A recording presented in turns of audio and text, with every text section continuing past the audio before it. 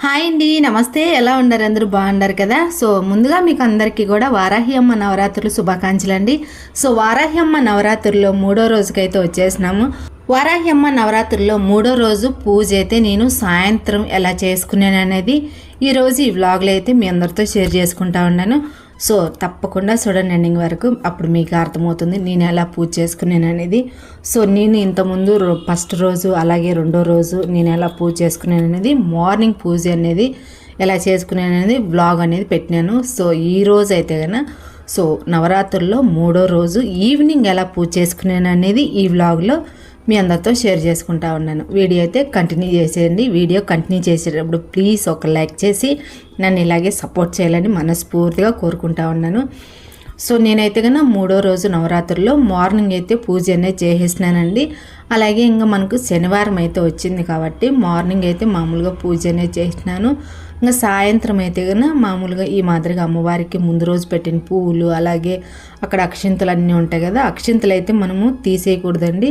అన్నీ పట్టం దగ్గర అమ్మవారి ఫోటో ఉంది కదా, అక్కడికైతే తీసేయాల అక్షింతలన్నీ కూడా.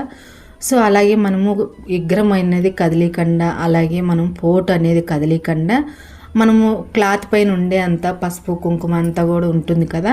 సో ఏదన్నా టిష్యూ పేపర్ కానీ లేదంటే క్లాత్ కానీ తీసేసుకొని మొత్తంగా నీట్గా తుడిసేసుకోవాలి. సో పొడి బట్టతోనే తుడిసేసుకోవాలండి. సో ఇంకా తర్వాత మనము గణపైన కూడా విగ్రహం ఉంటే కనుక క్లీన్ చేసేసుకొని మళ్ళీ యథావిధిగా మళ్ళీ అదే మాదిరిగా పెట్టుకోవాలి. సో ఇక్కడ మనము అక్షింతలు అలాగే పసుపు కుంకుమ అనేది అమ్మవారికి నిండుగా సమర్పించినాం కదా. సో పసుపు కుంకుమ తీయకూడదు, అలాగే మనము కుంకుమార్చన అనేది చేసుకుంటాం. ఆ కుంకుమ కూడా తీయకూడదు. అక్షింతలు ఆ కుంకుమ అలాగే పసుపు కుంకాలు అనేది అలాగే ఉండేసి సో అక్కడే పెట్టేసేయాలి. తర్వాత మనము దీపాలు అనేది క్లీన్ చేసుకుంటాం, మార్చుకోవచ్చునండి. సో నిన్న శుక్రవారం కాబట్టి దీపాలు అయితే ఓన్లీ మామూలుగా క్లాత్తో తుడిసేసి యథావిధిగా దీపం అయితే పెట్టినాను. ఈ రోజు అయితే శనివారం వచ్చింది కాబట్టి సో ముందు రోజు పెట్టిన దీపాలు అయితే తీసేసుకొని ఇంక ఈరోజు శనివారం కాబట్టి చెంకు చక్కెర దీపాలు అయితే పెట్టినాను. నా దగ్గర ఉన్నాయండి, ఈ దీపాలు అయితే వెలిగించా ఉన్నాను.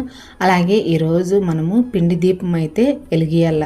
సో 2 అయితే తీసుకున్నానండి, రెడీ చేసుకున్నాను. సో పిండి దీపంకు మనం పిండి ఎలా కలుపుకోవచ్చు అనేది కూడా అందరికీ తెలిసే ఉంటుంది కాబట్టి వీడియో అయితే తీయలేదు. సో నేనైతే నిత్య దీపారాధన కూడా చేసేసినానండి. పూజ రూమ్లో కూడా పిండి దీపాలు అయితే వెలిగించినాను. ఇక్కడ కూడా అమ్మవారి దగ్గర 2 పిండి దీపాలు అయితే వెలిగించినాను. ఇంకా దీపాలు వెలిగించేసినాక ఇంకా అమ్మవారికి అయితే కన్నా తులసిమాల అయితే వేసినానండి. రోజు పూలతో ఈ మాదిరిగా అలంకరణ అయితే చేసుకున్నాను. ఇంకా అలాగే మనము ఈ మాదిరిగా దీపం వెలిగించేసినాక ఇంకా పసుపు కుంకుమ అక్షింతలు అలాగే పూలు అనేది సమర్పించుకొని నమస్కారం చేసుకొని ఇంకా గణపతికి అయితే పూజ అనేది స్టార్ట్ చేసేసుకున్నాను. సో మనం ఏ పూజ చేసినా ఫస్ట్ గణపతికి పూజ చేసుకోవాలి కాబట్టి ఇంక నేను ఇక్కడైతే గణపతికి అయితే కన్నా ఇంకా పూలు అలాగే పసుపు కుంకుమ అక్షింతలు సమర్పించుకొని ధూపం సమర్పించుకొని కర్పూర హారతి అయితే ఇచ్చి నైవేద్యంగా వచ్చేసి బెల్లం అయితే నైవేద్యం పెట్టినానండి. సో గణపతికి అయితే ఈ మాదిరిగా అయితే పూజ అనేది చేసుకున్నాను. ఇంకా గణపతి పూజ అయిపోయినాక ఇంకా అమ్మవారి పూజ అనేది స్టార్ట్ చేసినాను. మనము పొద్దున్నే సాయంత్రం 2 పూటలు కూడా అమ్మవారికి కుంకుమ అర్చన అలాగే పూలు అర్చన కూడా చేసుకోవచ్చునండి. మల్లెపూలతో కానీ జాజి పూలు కానీ మన దగ్గర రోజ్ పూలు ఏ ఉన్నా కూడా పూలతో కూడా మనము అర్చన అనేది చేసుకోవచ్చు, లేదంటే కుంకుమ అర్చన అక్షింతలతో అర్చన చేసుకోవచ్చు. సో నేనైతే కనుక పొద్దున్న సాయంత్రం 2 పూటలు కూడా కుంకుమార్చన అయితే చేసుకుంటా ఉన్నాను. ఇంకా అమ్మవారి విగ్రహం కూడా ఈ మాదిరిగా జాజి పూలు అండి.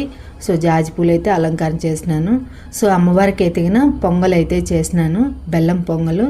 సో అలాగే అమ్మవారికి ఎంతో ఇష్టమైన పానకము వడపప్పు కూడా నేను అమ్మవారికి అయితే నైవేద్యం సమర్పించుకున్నాను.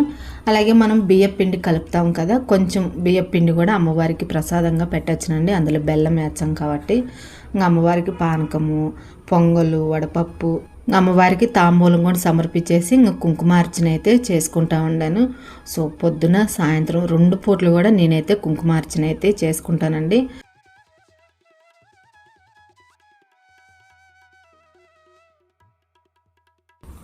సో కుంకుమార్చన అయితే చేసేసినాను. ఇంకా అమ్మవారికి అయితే ఇంక అగరబత్తి ధూపము అలాగే ధూపం అయితే ఇచ్చినానండి. సో మనం అగరబత్తిలతో కూడా ధూపం ఇవ్వాల, మామూలు ధూపం కూడా ఇవ్వాల. సో సాంబ్రాణి ధూపం అంటే చాలా ఇష్టం కాబట్టి అమ్మవారికి సాంబ్రాణి ధూపం కూడా ఇచ్చినానండి. ఇంకా అమ్మవారికి ఇంకా ధూపం దీపం నైవేద్యం సమర్పయామని నమస్కారం చేసుకొని ఇంకా అమ్మవారికి ఎత్తిగిన పచ్చకర్పూరం హారతి అయితే ఇచ్చినాను. సో మనము పంచహారతి లేదా కర్పూరం హారతి లేదా పచ్చకర్పూరంతో హారతి కూడా ఇవ్వచ్చునండి. సో మన స్తోమత తగ్గట్టు మనం అమ్మవారికి అనేది హారతి ఇవ్వచ్చు. సో నేను ఇక్కడైతే కన్నా సో కర్పూరంతో హారతి అనేది ఇచ్చేసి ఇంకా అమ్మవారి పూజ అంతా కూడా ఈ మాదిరిగా చేసుకున్నానండి. సో ఎలాంటి టెన్షన్ లేకుండా అడావిడి లేకుండా ఈజీగా సింపుల్గా అమ్మవారి పూజ అయితే చేసుకున్నాను. సో నేనైతే కన్నా శనివారం రోజు అమ్మవారికి ఈ మాదిరిగా పూజ అయితే చేసుకున్నానండి సాయంకాలము. సో మీకు ఎలా అనిపించింది అనేది నాకు కామెంట్ చేయటం అస్సలు మర్చిపోద్దు. Please like, subscribe.